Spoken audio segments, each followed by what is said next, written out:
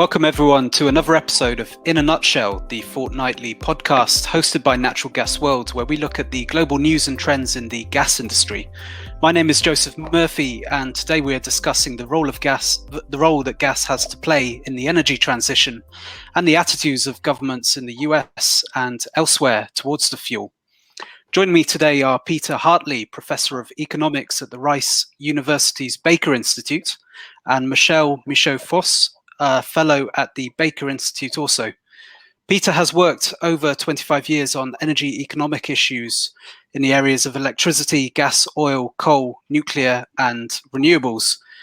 Michelle likewise has many years of experience in energy and environmental research, consulting, and investment banking.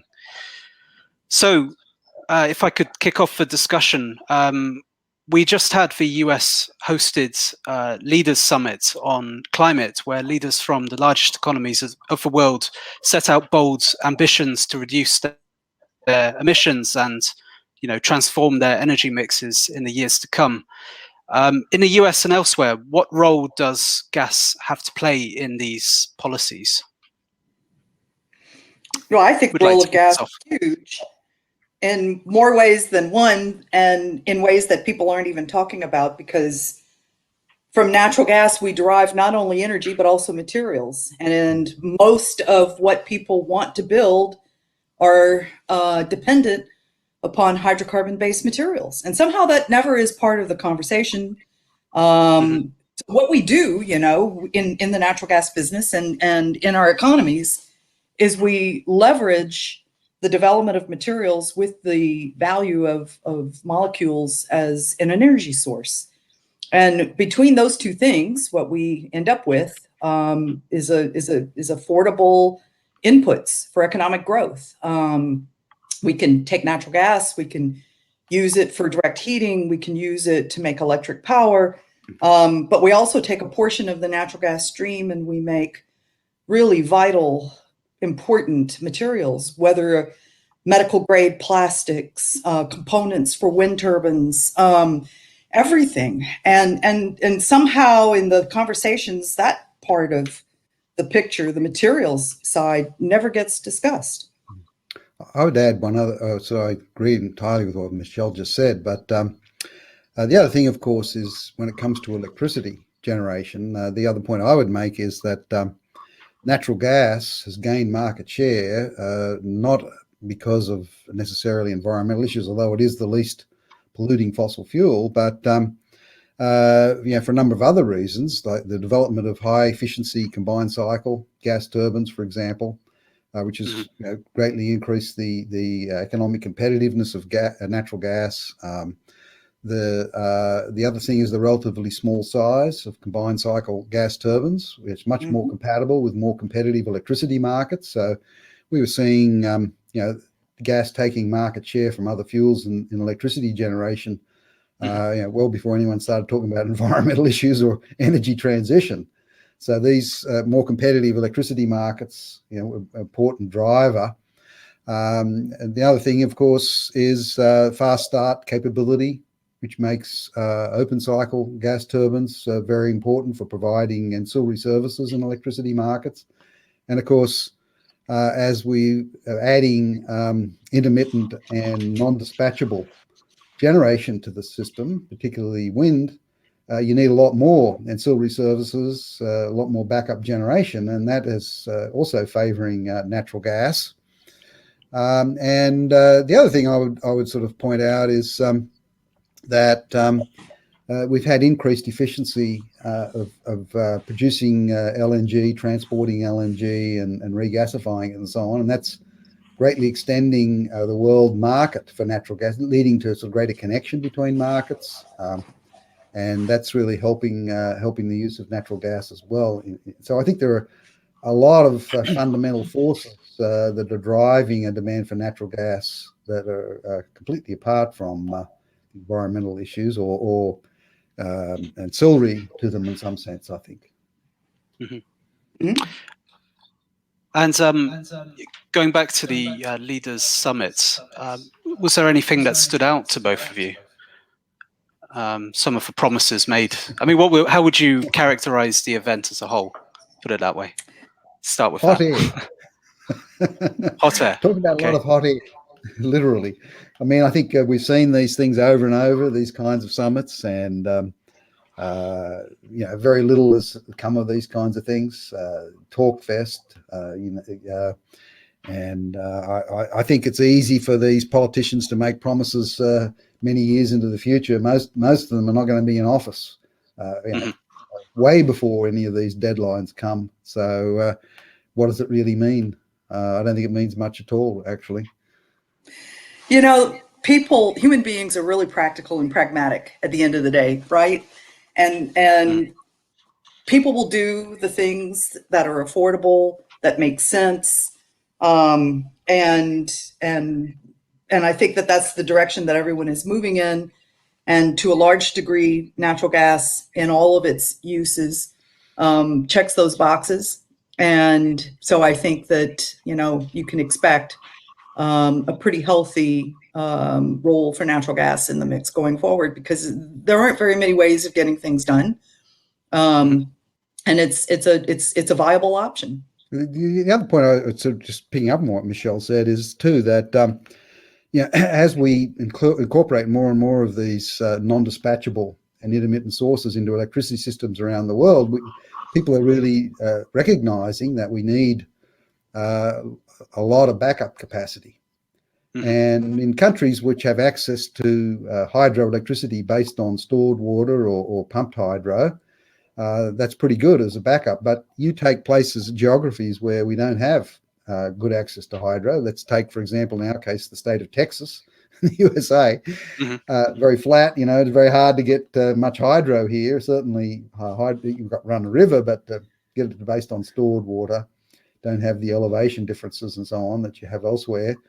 The main backup source in those geographies is natural gas. And we're just discovering, picking up what Michelle's saying, as a practical matter, as you add these other kinds of generating capacity to the electricity system, you're needing more and more backup, and natural gas is filling that hole. Can I take one of your later questions and pull it forward? Because this idea of backup during our freeze, our whatever we're calling it, the Texas Geddon, and I know that you want to talk about that later, but go ahead. Every household that had a direct connection for natural gas use was better off than every household that didn't.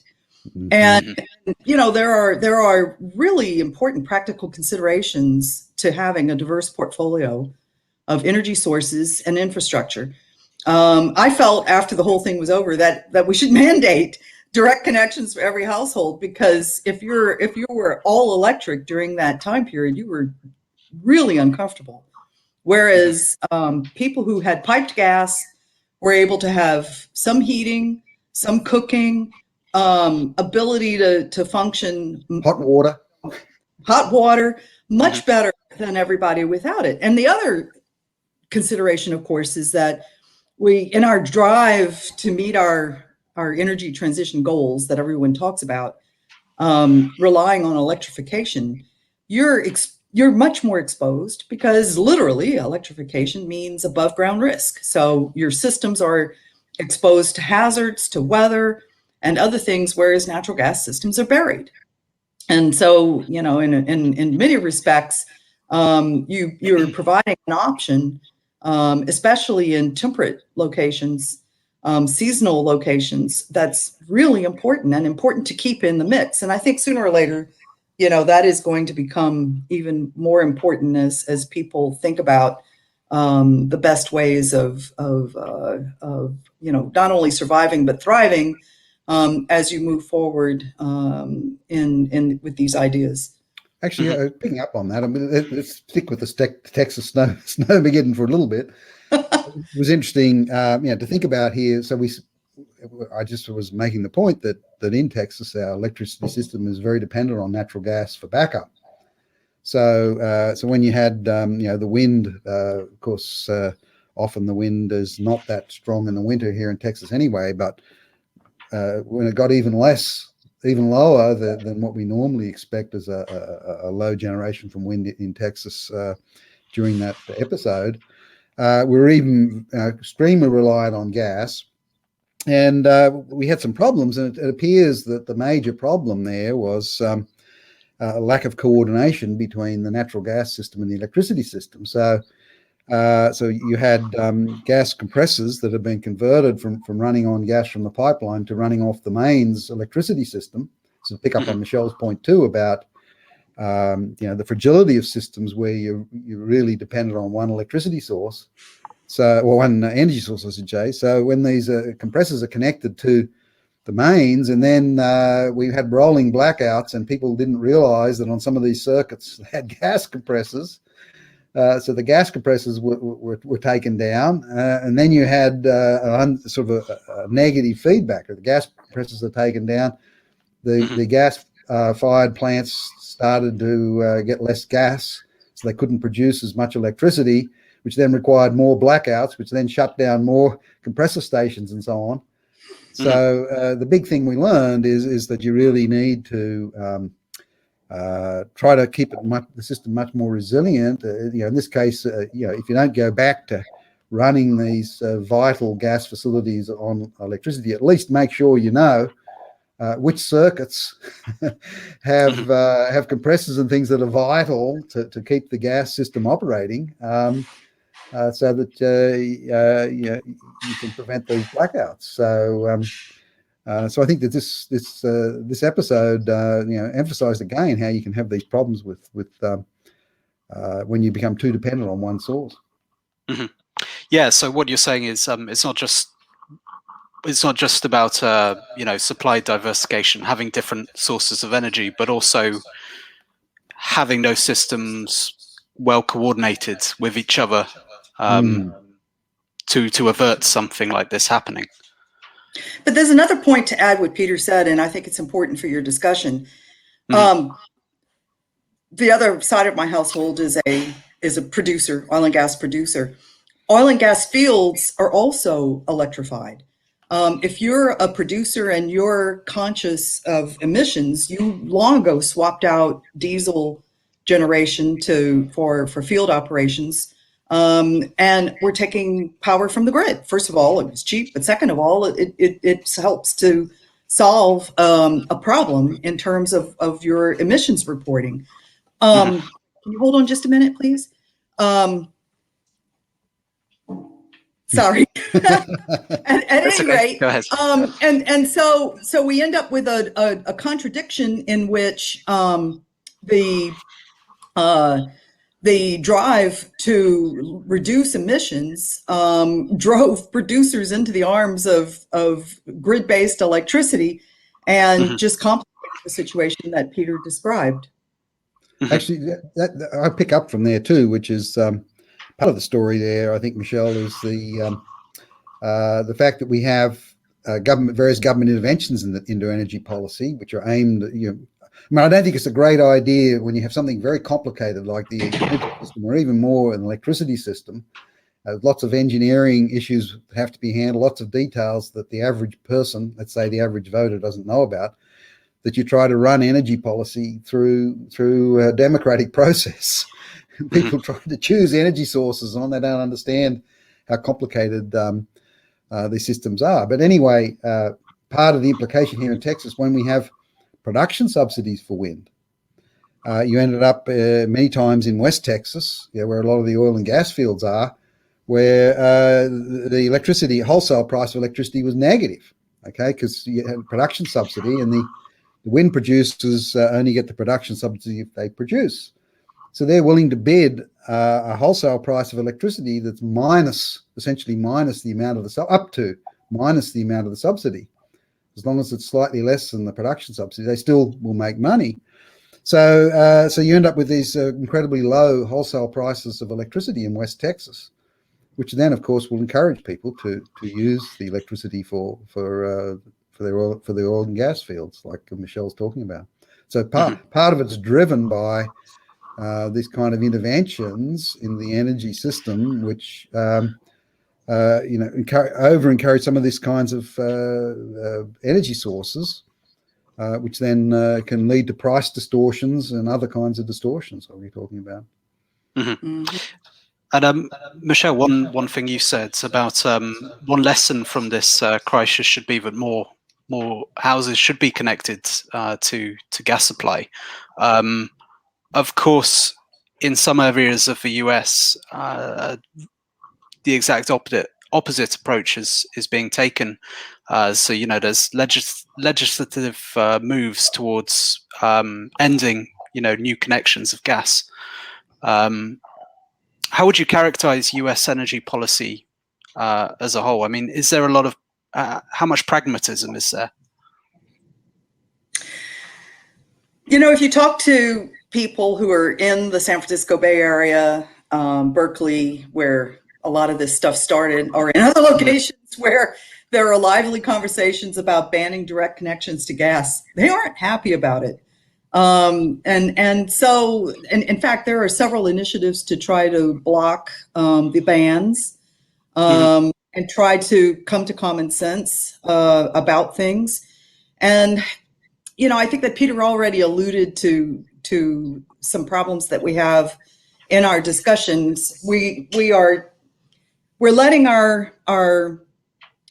we're letting misunderstandings about chemical and physical properties of energy sources and energy systems dominate ideas and conversations that people are having. And I think if there was a better understanding of energy sources themselves, thermal properties, how to use different resources, the consequences of using some of the alternatives that people talk about, I think it would be easier to have the kinds of discussions that we're all trying to have, not just in the United States, but around the world.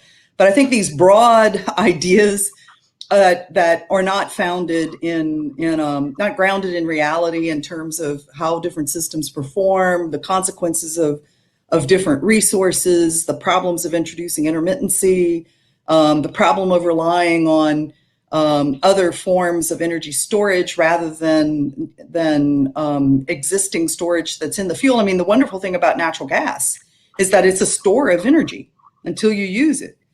If you take that away, then you have to replace it with something else. And so you're putting pressure on the system, and we keep creating these domino effects of, blocking one thing or through mandates or incentives or other interventions in the market, creating a domino effect with problems at the next stage. And it only gets more expensive as you go along to try to adjust and deal with all of that. And then you have crazy things like in New York, you have the governor preventing pipelines being built and so forth, and then complaining about the fact that the local gas utilities say they can't hook up any more households because it would dangerously affect the pressure in the pipelines, because they're not allowed to put in more capacity. And then you have also things like in New England, you've got because of the pipelines, they can't be, but we've got all this massive production of natural gas in Pennsylvania. And then you've got in New England, you've got Boston Harbor, you've got a ship from LNG ship with bringing in Russian LNG. Because you're not allowed to build the pipeline to take Pennsylvania gas into New England. I mean, it's just kind of crazy stuff that ends up happening. I think all of that proves, Peter, that we're just really good at creating contradictions.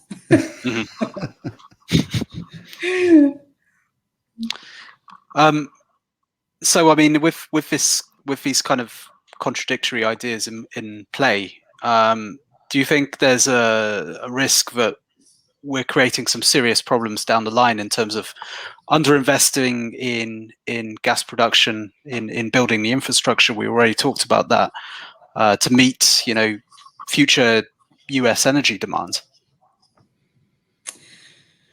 A lot of our natural gas abundance that we have had in the past few years, I think a lot of people know this by now, your subscribers and readers and visitors to your website and so on, comes because we increased oil production, what we call light tight oil, and we have an increment of associated gas supply that has given us much more to work with. It's kept natural gas on the cheap side. It's become very available for other things, not just for energy use, but also for materials. So we've expanded hugely our offtake of natural gas liquids that are part of all of this. And we've been through a very, very interesting cycle of expansion of both upstream drilling and development in these tight plays, and then midstream to expand offtake and downstream markets to expand uses. And all of this, of course, benefited hugely from a very attractive oil price. So we all know, and I think Peter can correct me, but there was a data point that rolled around just the other day that natural gas production in the United States, natural gas supply is finally showing up as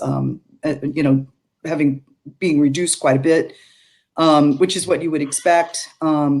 All of the forward looks for oil production for the U.S. are that we will sort of stay in the 11, maybe 11.5 million barrel a day output. That's lower than where we were pre-pandemic. We were at 13, which was, very attention getting. That means less natural gas supply. What I think the two-pronged test in this will be, first of all, you will have to see an improvement in the value of natural gas itself, apart from all of this, in order to attract drilling. So our Henry Hub index will edge up probably, and producers will see that and be able to respond. The second thing, of course, is the future of the business. And I guess I'm more concerned about this because the weight of public opinion, peer pressure, whatever you want to call it, on the upstream businesses is huge.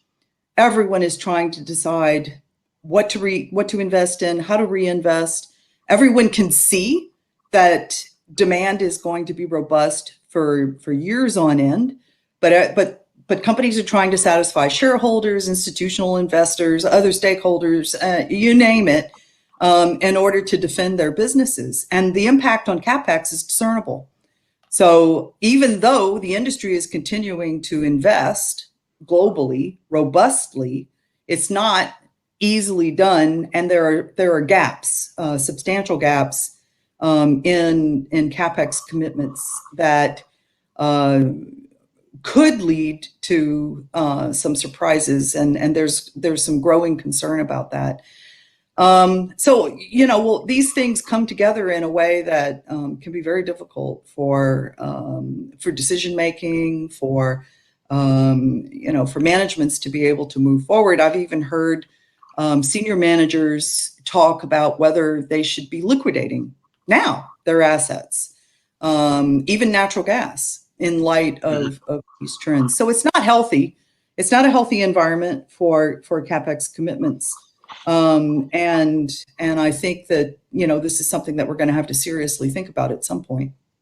I think you would add to that. I would add to that for certain areas, for example, let's take New Mexico. The ban on drilling on federal land is extremely important and is going to have an impact. And they're talking about making it harder also to get new developments offshore. I mean, it's amazing. You go overseas and you talk about the potential for US offshore oil and gas production and how it's all out of bounds. And people say, what? We've got all these offshore, we've got all these potential resources and no one can have any access to them. I mean, how does this make any sense? And then, of course, I would also add in terms of policy roadblocks, what we were just talking about a little while ago, which is the problems with constructing pipelines, right, to get natural gas from the fields to where it can be used, either domestically or even for export, to get natural gas from West Texas to all the LNG plants that people would like to build on the Gulf Coast. Yeah. So here's a funny thing, though. Back to the contradictions that we're so good at creating.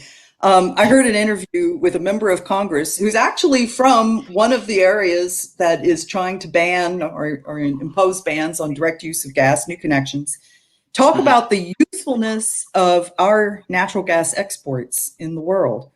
So clearly, from one perspective, this is something to think about. Our product going into markets like Europe, providing an alternative natural gas supply to customers there, countering the Russians, if you want to be frank about it. And yet at the same time coming from a location where constituents are completely apathetic to what it takes to develop the resource and properly and in a responsible way. So if you're trying to run a company and make an investment decision, how do you deal with these things? Actually, your comments on competition, LNG providing competition for Russia and Europe are very interesting. We had a graduate student here at the economics department at Rice, and Natalie Hinchy is the name. She did a dissertation on some of the geopolitical issues surrounding gas, and one of the papers she did, she looked at Lithuania putting in an LNG terminal, and she studied how within Europe the price of Russian gas, you could explain how it varied across the continent depending on how much competition Gazprom was facing. And part of the point she made was these countries getting into LNG, it provides a competitive threat, and automatically the price they had to pay for Russian gas went down. And I think some of these geopolitical, speaking much more generally than just gas competition in Europe, I think some of the geopolitical issues are often downplayed. I mean, you think about the United States. I mean, it's amazing. For many, many decades, right, since the energy crisis in the 70s, it's been a goal of administration after administration to have energy independence for the United States. Here, with the development of unconventional oil and gas, in particular, the United States was getting to the point where this dream was being realized. And then what are we doing? Turning their back on these resources and walking away in order to, if you think about it, what's the alternative people are pushing? Wind and solar power. So not only, if you think about the United States geopolitical competition, not with Russia, but with China, not only is China's becoming the biggest energy importer in the world, the United States, particularly if you think they've got Canada next door and potentially Mexico. You take North America as a whole, major energy resources. To turn your back on that seems to be kind of crazy from a geopolitical standpoint. One of your biggest advantages vis-a-vis China. And then to compound the idiocy, you push energy sources which require mineral inputs, to exotic minerals and some not so exotic but important like copper, where China dominates the supply of those products. And so you're making yourself dependent on making your energy system once again dependent. But this time it's on dependent from production from a major geopolitical competitor. It just seems to be nuts.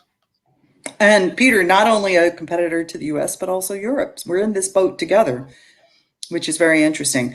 So, but people are not very good at stitching all of these things together. And I think that's, back to your initial question about US energy policy. When you have so many fragmented conversations and such a tough, it's so hard for people to see all of the pieces, that, you have value in an export that has geopolitical consequences. But for a practical matter, it makes a huge amount of sense in a world where we like free trade, but you only get it if you're willing to invest in the development of the resource in the first place. And investment in the resource yields so many other benefits in energy and materials, and it's just so hard to get people to be able to think about all of those things together. And what the trade-offs are if you block any one of them, or create situations in which you can't develop the value chains, the supply chains in a way, in a high integrity way. Mm-hmm. And there has been a recognition in most countries that electrification isn't it cannot do the job alone of decarbonizing economies. Well, it's not going to but in a lot decarbonize of at all, probably. Sorry, what was that again? Sorry, Michelle, what did you say?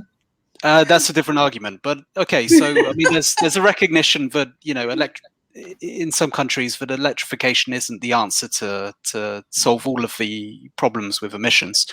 But there's also quite a lot of anti-hydrocarbon sentiment. So the solution that's been put forward is hydrogen. We're in the middle of a big wave of hydrogen interest. Hydrogen is the fuel that can decarbonize, those areas of industry, etc., which are difficult to decarbonize. I mean, what are your thoughts on this this trend of this new wave of hydrogen interest? I think part of the interest in hydrogen is it's not just, as you're saying, an alternative to electricity. Certainly, people thinking about it for industry and other kinds of uses, where electricity maybe is not suitable, but you could use hydrogen. But the other thing, I think, where some of this interest was stimulated is the case of Japan. Japan has to import a lot of energy, right? They don't have, well, they had nuclear, but and you don't have to import very much uranium, I guess, to generate a lot of electricity.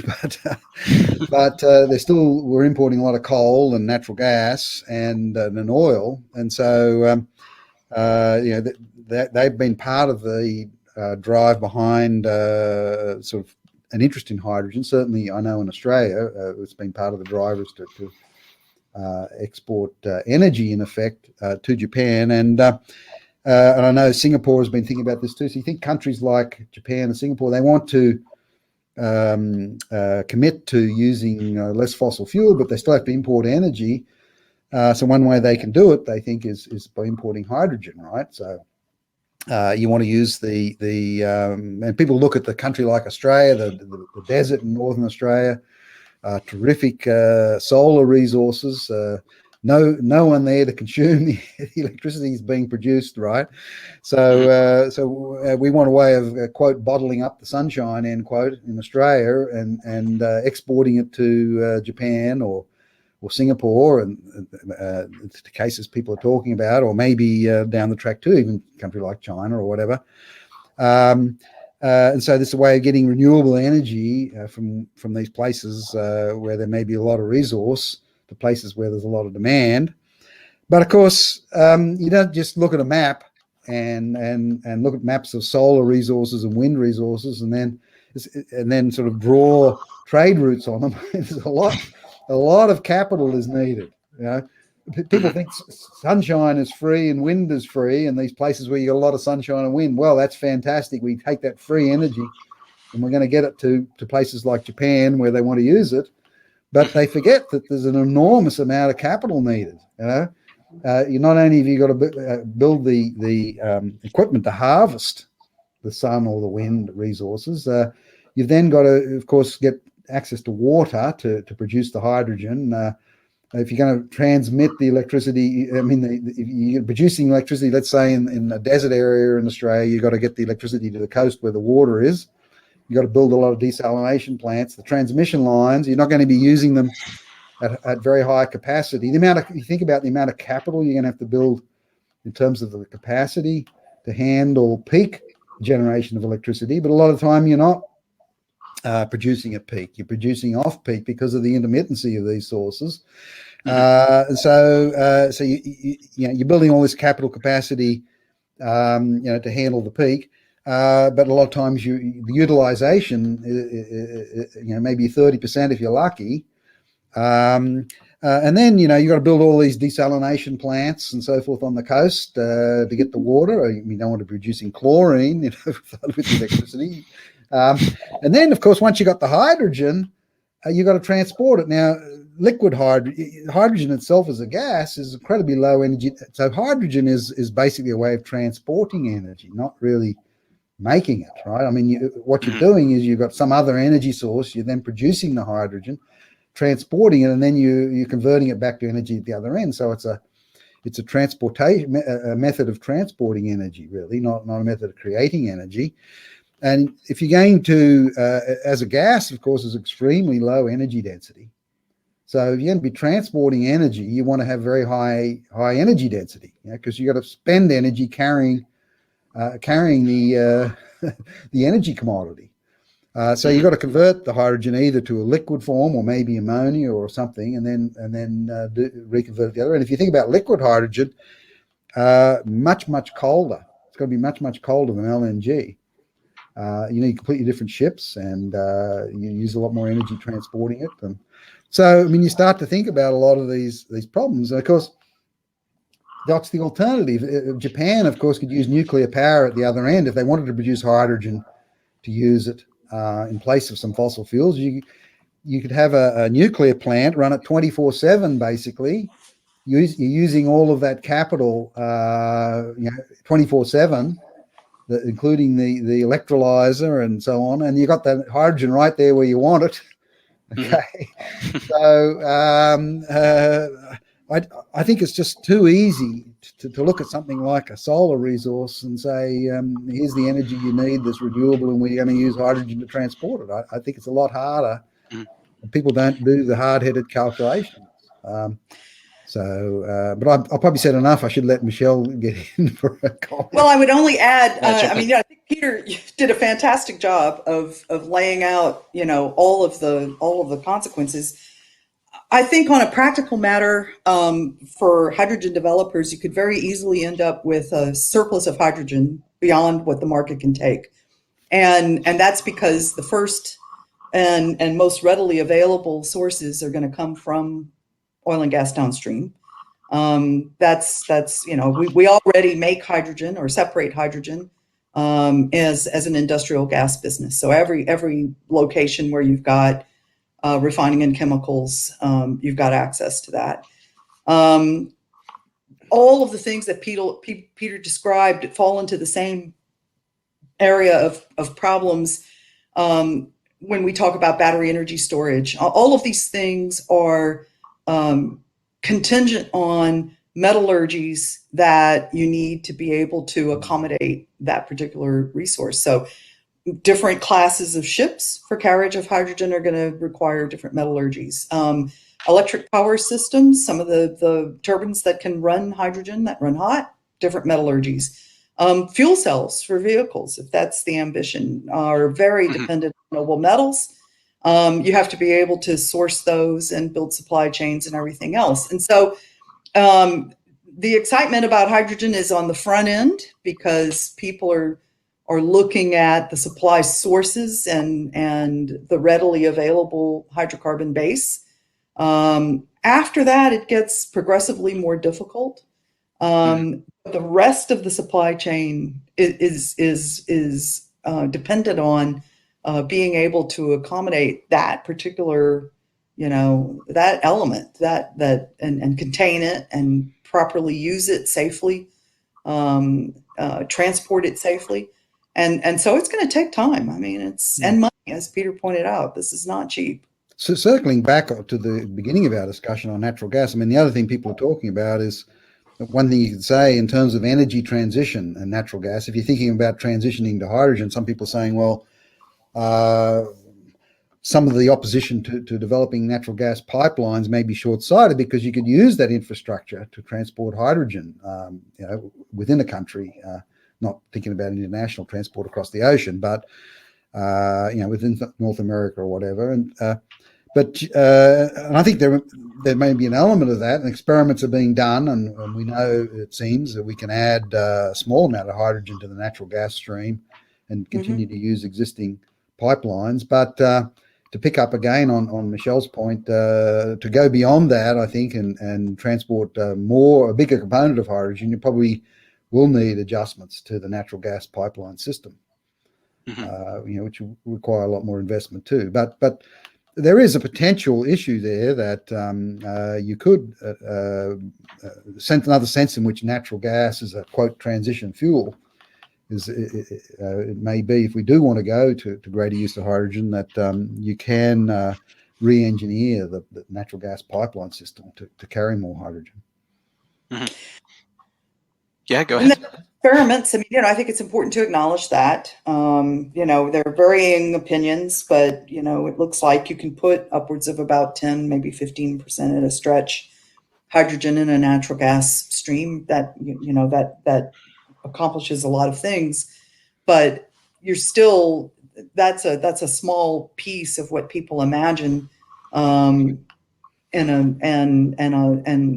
a really small step forward on something that would require a great deal of thought to be able to build out properly. Mm-hmm. And as you said, I mean, there's a lot of the existing hydrogen that's being produced is from hydrocarbons. Mm-hmm. But the missing part of the puzzle is carbon capture and storage, which still needs some way to go to decarbonize this hydrogen. I'm not sure what's happening in the US regarding policies to try and support carbon capture and storage. Is there a discussion of introducing a carbon price, trading system to spur development? I think the key thing that's needed, as I think you hinted at, is it's R&D at the front end. New technology and so forth is the key thing, and it's not clear to me. I mean, putting taxes on the use of energy turns out, I mean, there's a very, very inefficient way of subsidizing basic research. I mean, you dollar for dollar, you'd be much better off spending the money subsidizing the research that needs to be done, rather than taxing use of other fuels or energy sources or whatever. It's like I don't know. In Australia, they used to talk about, one of my former colleagues used to talk about, a lot of government policy is like feeding horses, feeding flies by feeding horses hay. You feed the horses hay to feed flies at the other end. And a lot of these policies are very, very indirect like that. It seems to me the biggest problem here is we need to do basic research, and we should be subsidizing basic research directly, rather than trying to do it indirectly through these kind of tax mechanisms. Mm-hmm. I mean, the counter argument is that if there isn't a tax, what is there to encourage the companies to decarbonize? But if the technology is not there, all the tax does, I mean, demand for energy is very inelastic. Mm-hmm. Poses big efficiency, big costs, and it doesn't really achieve very much. If the technology is not there, it's not there. I mean, and to me, the market failure, if you like, the biggest market failure, if you like, is we know that there are problems with investing in new technologies, particularly basic research, which can't be patented and so on. The big role for government there is financing this kind of fundamental and basic research. I mean, once it gets to the much more applied stage, we've got patents and we've got other ways of encouraging technology that's ready for the market to be commercialized. It's really this basic level, and I think CCS, a lot of it's still at that very basic stage. But what is there to encourage at this stage to encourage companies to invest in the R&D for CCS? Is it just investor pressure and customer pressure to pursue these things to get the good ESG rating? Is that enough? People talk about moonshot or the Apollo program or whatever. I mean, we know that the government can, if it's spending money on certain kinds of technologies, plenty of private firms will come forward to. I mean, I'll look at SpaceX and so on, right? I mean, yeah. So the government can put out funds for fundamental research. You can have the government supported labs. Renewable energy labs and so forth, working with companies. I mean, there are plenty of ways of attracting firms to do this research, I think. It's much more direct and focused on the real problem than things like taxes on energy. We have a tax credit to support CCS. There's a lot of discussion about that. How to preserve it, how to expand it, whether to expand it, and so on. And so, a company will invest or will be encouraged to invest if something like that exists. It turns out that a lot of the components of CCS are actually already in the R&D mix. I mean, to Peter's point, in terms of advancement, there are things that we know that need to be improved, and different ways of separating gases, all of that kind of stuff. The bigger dilemma is, do you just sequester it? I mean, is that what you want people to invest in? Do you just want to park it? Or do you want to try to utilize it? And so there's an entire area of material science, and what could we do with this? What do we do with the carbon as we decarbonize? Mhm. And what can we do with it in practical ways? What can we push it into? What markets? What products? Where does it make sense? And I think all of those are things that would benefit hugely from more R&D spending and a more Yes. focused effort to think about the entire set of possibilities, rather than just what people normally think of when they think about decarbonizing or actually decarbonizing a carbon system. Mhm. Yeah, that's exactly. I was thinking a lot of these material science and so forth things to do. I Yeah. mean, and in fact, there are problems with trying to bury it. I mean, is it Well, going to there's also stay public down? resistance to that. So you could have a whole other podcast or a whole other conversation about how people feel about burying CO2, because it turns out that, that's about like siting pipelines in many locations. Mhm. Hmm. Okay. Any closing remarks, guys? Michelle? Oh, well,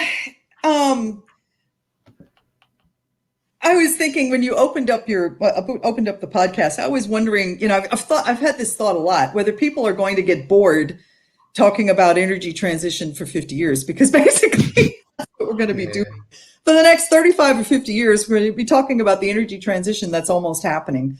I mean, these things take time. And in the meantime, people need heat, they need light, they need to be able to function, they need to be able to get around, you need mobility, you need all of these things. And they're going to be easiest to satisfy from the legacy energy systems and the legacy fuels. That's a fact of the matter. And so, one of the things that humans aren't very good about is planning for the evolution of things. I mean, what'll happen is somebody will come up with an idea that could break the log jam, and trigger an entirely different way of thinking about things, which is how innovation tends to happen. You can't plan innovation. Innovation is not something that you can schedule or, manipulate, really. And until then, things have to be able to function in the best way that they can. And what I think is both heartening, are all of the examples of what we've been able to do with this resource, with natural gas, that has made such a difference in so many parts of the world. And I think what we have to be careful about are all of the things that we would tend to do as we try to govern it or control it, that don't make sense, and that would create problems, that will create distortions. And those are I guess the for me, the major considerations. Yeah, I guess I'd sort of echo that and say, that the end of the day, even the politicians do want to continue to have economic growth. They have to, otherwise they get voted out of office. And oftentimes natural gas ends up being the default when all these other plans that people make and so forth end up creating problems and so on. You can build natural gas power plants and use natural gas as such a versatile fuel, as we've talked about. Often natural gas comes in to save the day when all these other plans create chaos of various sorts. I would just say that central planning has never really worked very well in general, and central planning in the energy system I don't think is working very well either. And when it comes to the market test, natural gas very competitive, and will continue to be used, and be a strong market for it. And these attempts to sort of put roadblocks in the way, I don't think will alter that. Well, it's been a very interesting discussion, and thank you both for joining us today. This has been another episode of In a Nutshell, the fortnightly podcast hosted by Natural Gas World, where we look at the global news and trends for the gas industry. Thank you, and see you next time. Thank you.